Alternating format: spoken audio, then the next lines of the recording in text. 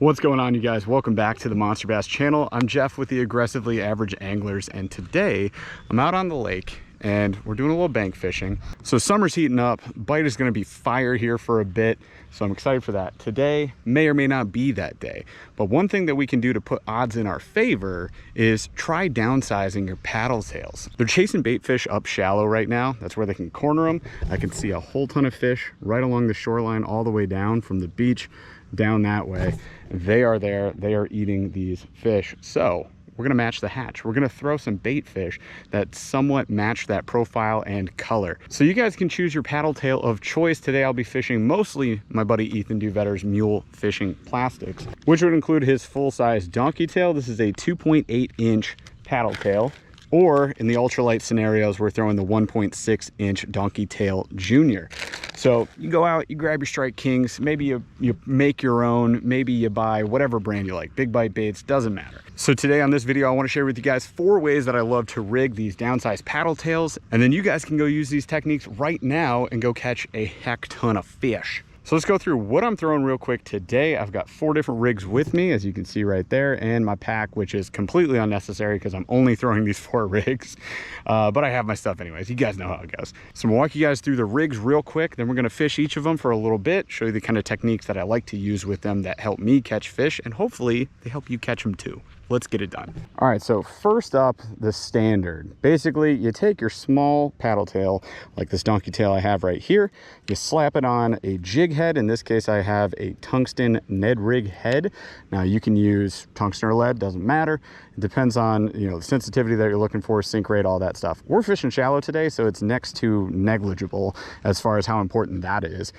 Color is gonna be a little more important. I'm trying to match the hatch. They're feeding on bluegill, chartreuse, and white, and even like a morning dawn, these purples and pinks, those are all gonna be great colors right now. They are a bit finicky, so fishing a Ned or a jig head is a great option. Maybe a ball head jig if you're dealing with a lot of rock. I've got a little bit of rock here, not too bad, and I'm going open hook because we do have a lot of weeds off the drop off, so that allows me to get through that cover a little bit easier than a big blocky EWG would. So there's option number 1. Now the cool thing about that rig is that you can swim it or you can hop it on the bottom. Now if I want to make a little bit more noise while I'm swimming around, another great option would be a chatterbait. So this is the Z-Man Chatterbait Micro. These things are fantastic, come in a multitude of colors. This is 1/8 of an ounce, still easy enough to cast on most of your normal setups. In this case, I've just got a regular casting setup here with my Monster Bass lunker stick. This is specifically the 7-foot medium fast. Now this was actually set up more for jerkbait and topwater. I'll be honest, this is the one I had in the boat. There are ones that are more specific for chatterbaiting that are great for this type of technique that I would recommend. But this will get it done. And then I'm rocking the Akuma Hakai, which is great at light tackle, so I can cast light tackle pretty easily with that. Now if I want to be a little more subtle with that approach, I can still make some noise and flash with a spinnerbait. So in this case, I've got the Bronco Blade from Mule Fishing. Got our little Mule Fishing paddle tail, donkey tail on there. You attach a jig head. It's kind of like a beetle spin with some upgraded parts. Functions just like a spinnerbait though, and there are lots of micro spinnerbaits out there that you guys can check out that are pretty inexpensive. This is one of them. You get a 3-pack of this for like $5 on Mule Fishing. You can also pick up a regular spinnerbait from the likes of Strike King or Booyah Baits, etc. There's lots out there. Just another great option. Throw a paddle tail on there. Gives you a good profile, and then that flash and a little bit of noise to have these fish key in on it. And then lastly, we're gonna go ultra light. If you guys follow us on the Aggressively Average Anglers, you know that we have been on an ultra light kick for a while now. In fact, that other model I just held up for you, this is actually a BFS setup. This is the Shimano Curado in BFS, and that's right, I said Curado. I got yelled at for saying Curado the other day, my bad. Anyways, so we got that. We got the Dobbin Sierra series. This is the ultra light fast action as well. So pretty great setup. BFS fishing, yeah, people love it, people hate it. You know what? I think it's a lot of fun. So do it if you want to. You can throw that on a spinning setup just as well.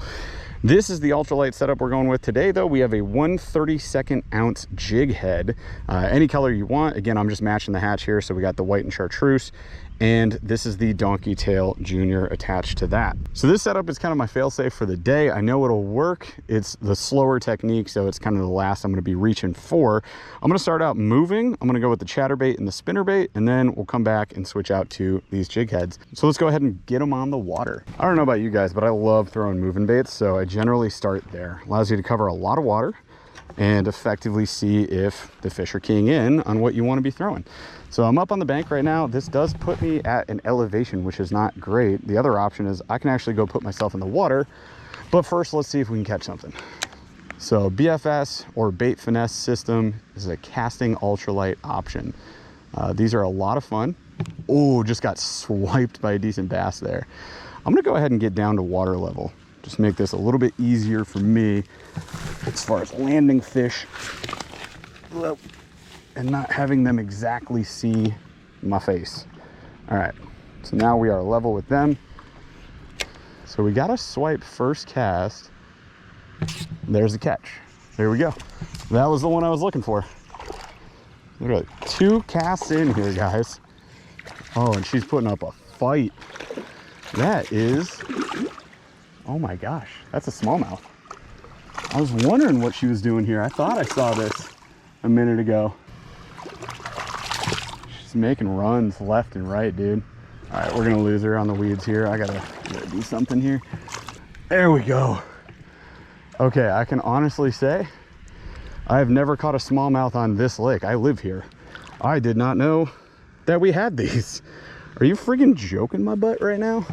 What are you doing here? I did not know you existed in my neighborhood, friend. Nice to meet you. One technique down. They're digging the spinnerbait right now, so that's a good sign. Got a belly on her too. All right. Thank you, friend. Get you back. Oh, the clap back. All right. So, again, definitely does not need to be run on BFS. Something you could easily throw on a spinning gear. In fact, it might be recommended just because then you can run it nice and slow. This is an 8:2 to 1 gear ratio set up on that casting, so it's a little bit faster. I especially like to parallel the bank, so if you guys are big on the bank, make sure that you're running parallel, right? So if I run straight out, one, those fish could be at any depth. You don't really know because you can't see them. So if I run parallel, I've got all this real estate to cover, and chances are I'm gonna run in front of some fish. And I did. There you go. So next up, same thing.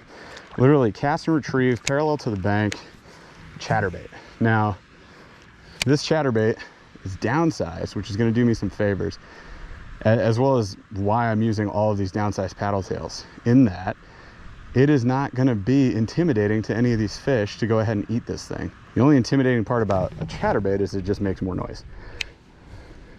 But when you downsize to that 1/8 ounce with a 2.8 inch paddle tail on the back, it's not a huge profile. And even if they're finicky, chances are they're curious enough, they'll come and nip at it and you got a chance to hook up. I see them chasing these bait fish up. Dude, they're following this one from a freaking distance, man. See if I can, oh, got him. I went shallow. That was the move. That was the move. There we go. There we go. Oh, another fine one. Definitely feeding up, eating well. Look at that, top of the mouth, right where you want it. Okay. Thanks, bud. Thank you. There you go, 2 down. See ya. We're gonna go down past this dam over here. So we got flowing water.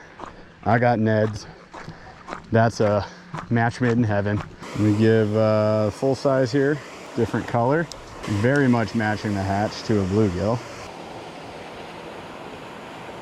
Got him. First try, back out there. All right, we got a fighter here. Not a bad fish. This is what I call Dink Lake. This is my lake of small baby fish. And you know, it's just one of those days. Catching the slightly bigger ones. I love it. So there we go. Thick boy, good fight. Thank you so much. We'll see ya. Woo! All right, just like I was talking about, you got a lot of different ways that you can fish this thing. That was straight up off the bottom, classic Ned rig hops. That's it. Dakota Sunrise, that morning dawn type color, that purple and pink, obviously made a massive difference. Much more closely matches what they're trying to eat up on. That probably looked like a bluegill eating off the bottom. Perfect, that worked. Next, we're gonna try and land a quick ultralight fishy here. Now, this is an interesting color. It's orange with some green pumpkin on this side and black flake. Now, what that to me looks like is nothing. What it looks like to fish apparently is the juice, because this is the color I use most often for ultralight out here, whether it's a craw or paddletail, fluke. A little white orange combo like this does wonders. And I'm on clear water, so for me it was like, wait a second, orange doesn't have to be this dark water type setup. That's so weird. A bass just had that in his mouth. I just got bit 4 times on my way back. I had no idea that orange could be considered a natural color for clean water, and it can be. Now obviously there's ways you can make it like fluorescent, but this like really subtle orange that I'm using right now, perfect for this kind of water condition, gets eaten all the time out here. So something I'd recommend. A trick with ultralight, you got light line, you can't just jerk up on that rod. So I just had a bite there, had to be gentle about it, and now I'm just swimming it back. Got that bluegill. There we go. That's what we call a surf gill. Surf them on. Ooh, ow, ow, ow, ow. Surf them on over to you. There we go, little gilly.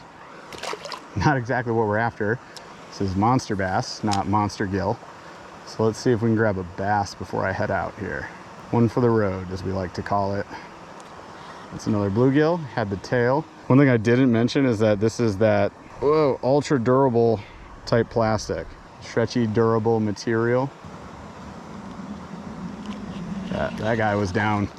That guy was down for it. Hey man, chill. Choked it. They are hungry. It's a freaking bed right there. Thought we were done with that.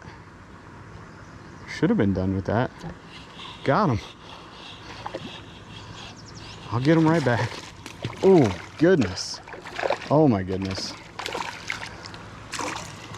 We were on the bed. We were on a bed.